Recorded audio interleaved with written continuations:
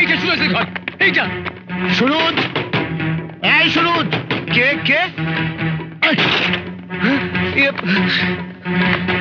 তোমার নাম কি সুরজ? এই খুঁজে দেখো। দারোগা সাহেব, আমি তো এসব। রতন, একদম চুপ, কোনো কথা বলবে না, চুপ করে দাঁড়িয়ে থাকো।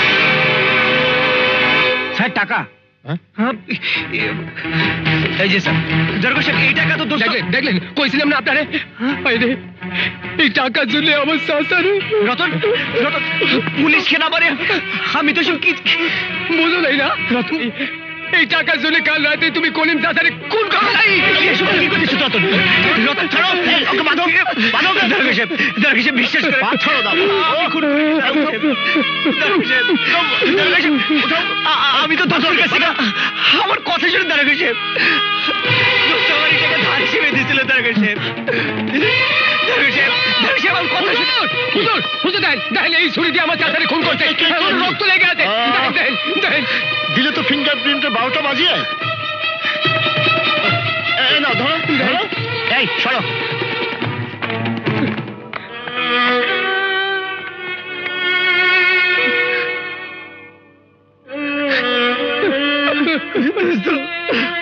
আমার দোস্ত, এইটা কি করে হলো দোস্ত?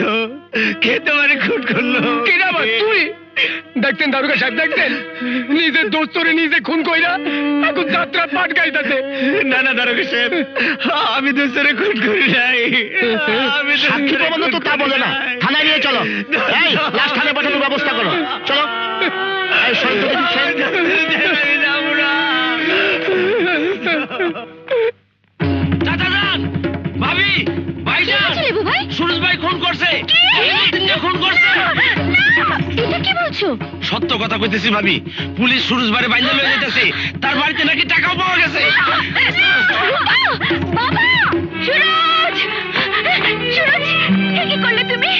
আমার জন্য, টাকার জন্য তুমি তোমার দোস্তকে খুন করলে। আমি তো তোমাকেই ভালোবেসেছিলাম রূপা। প্রয়োজনে সারা জীবন আমি তোমার জন্য অপেক্ষা করতাম, কিন্তু বলো এখন আমি কি করব? তুমি খুনি, তুমি মানুষ খুন করেছো। রূপা, রূপা সত্যি আমি এসবের কিছুই জানি না।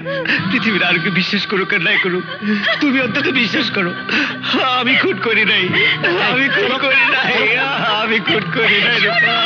রূপা, বাবা, বাবা তুমি আমার সুরজকে বাঁচাও, পুলিশ ওকে ধরে নিয়ে যাচ্ছে। বাবা, বাবা আমি সুরজকে ছাড়া বাঁচবো না। বাবা, বাবা,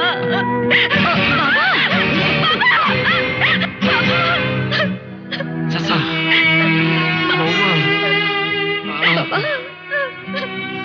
আমার শেষ ইচ্ছাটা পূরণ করে যেতে পারলাম না বৌমা।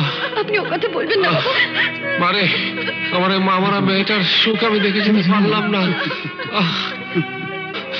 বৌমা, জয় কোথায় বৌমা? ডাক্তার আনতে গেছে বাবা, আপনি শান্ত হন, এত কথা বলবেন না। আমাকে বাধা দিও না বৌমা, আমাকে বলতে দাও। রূপা, আমাকে, আমি তোমার হাতে চলে যেতাম বৌমা। আজ থেকে তুমি ওর সব।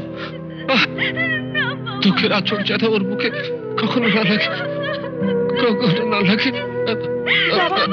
বাবা,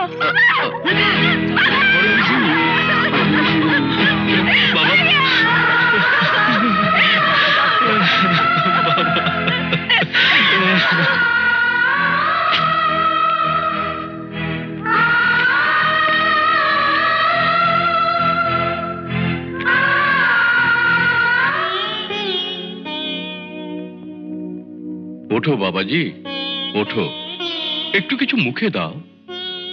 চিরকাল তো কারো বাপ মা বেঁচে থাকে না। ওঠো বৌমা, বৌমা তুমি একটু শক্ত হও।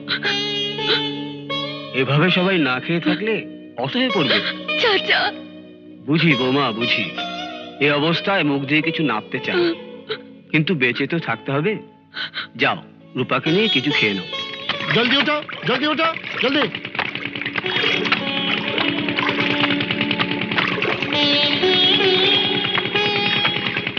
গ্রামে মুখ দেখানোর জো নেই, এখানে রূপার বিয়ে দেওয়া অসম্ভব। যা করা শহরে নিয়ে গিয়ে করতে হবে। সবকিছু মাথা ঠান্ডা করে ভেবে চিন্তে করতে হবে। মামা, তোমাদের ওই এক দোষ, অযথা পুরনো কথা নিয়ে বড্ড বেশি ভাবো।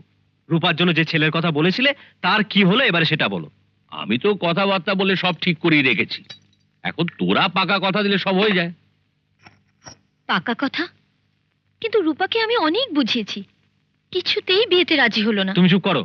ওকে নিয়ে শহরে মামার বাড়িতে চলে যাই, আর মামা ছেলের মা বাবার সঙ্গে কথা বলে যত তাড়াতাড়ি সম্ভব দিনক্ষণ তুমি ঠিক করে ফেলো।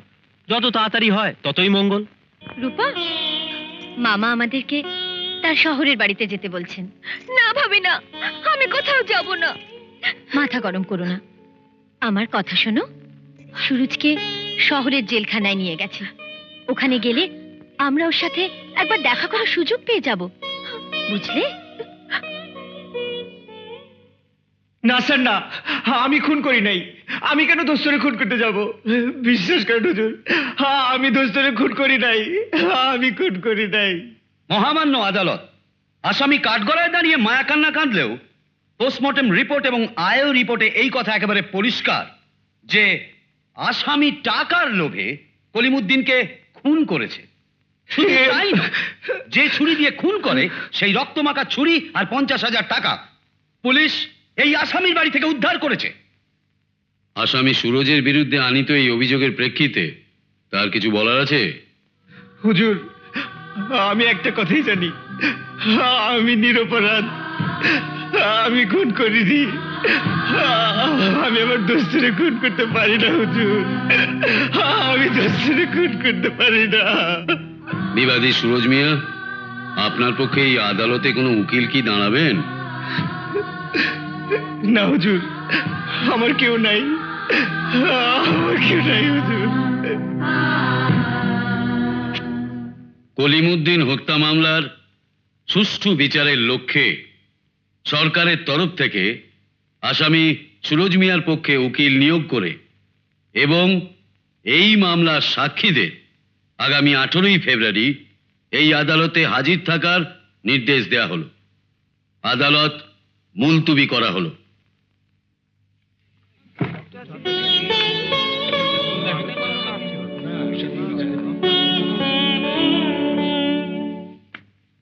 আমার ছেলে মোহন কাল রাতেও ফোন করেছিল, আগামী সপ্তাহে ও এখানে আসছে। তবে বেশি দিন ও এখানে থাকতে পারবে না, কাজেই যত তাড়াতাড়ি সম্ভব বিয়েটা সেরে ফেলতে হবে। আমাদের তরফ থেকে কোনো প্রবলেম নেই, চাইলে তারিখটা আজই ফাইনাল করতে পারেন। কি বলো মামা? হ্যাঁ, আমাদের কোনো সমস্যাই নেই, এখন সুন্দরভাবে বিয়েটা হয়ে গেলেই হলো।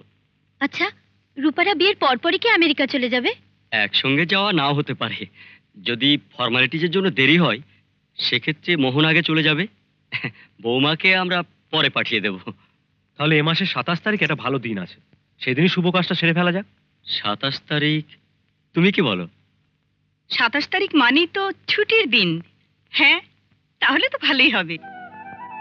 সুরজ, পৃথিবীর কোনো শক্তি আমাদের ভালোবাসাকে ছিন্ন করতে পারবে না। আজ আমরা একটা প্রতিজ্ঞা করি, আমরা কখনো হার মানবো না। বাঁচতে হলে একসাথে বাঁচবো, আর মরতে হলে একসাথে মরবো। মহামান্য আদালত, আসামি টাকার লোভে কলিমুদ্দিনকে খুন করেছে। অবজেকশন ইওর অনার, আমার প্রতিপক্ষ বন্ধু আমার নিরপরাধ মক্কেল সুরজের ওপর সমস্ত দোষ চাপিয়ে দিয়ে খালাস হতে চাইছে, কিন্তু ধর্মাবতার চাক্ষুষ সাক্ষী ছাড়া একজন নিরপরাধ যুবক সুরজের উপর আমরা কোনো অবস্থাতেই কলিমুদ্দিন হত্যার দায় চাপিয়ে দিতে পারি না।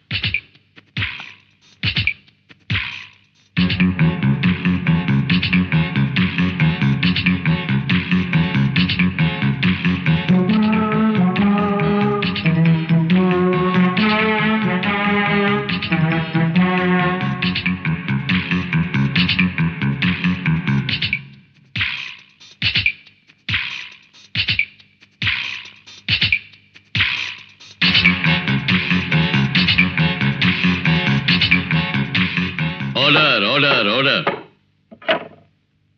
দীর্ঘদিন ধরে বিভিন্ন সাক্ষীর জবানবন্দিতে ও সাক্ষ্য প্রমাণাদির ভিত্তিতে আদালত এই মর্মে সিদ্ধান্ত নিচ্ছে যে অভিযুক্ত আসামি সুরজ মিয়া টাকার প্রলোভনে সম্পূর্ণ সুস্থ মস্তিষ্কে পূর্ব পরিকল্পনা প্রসূত কলিমুদ্দিনকে হত্যা করেছে।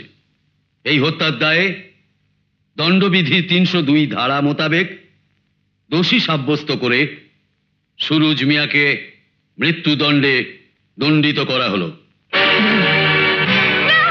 সুরজ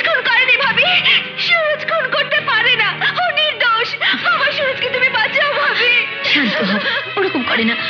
শান্ত হও, আমার সুরজকে তুমি ভেঙে পড়ো বাঁচাও। না। শান্ত হও, ওরকম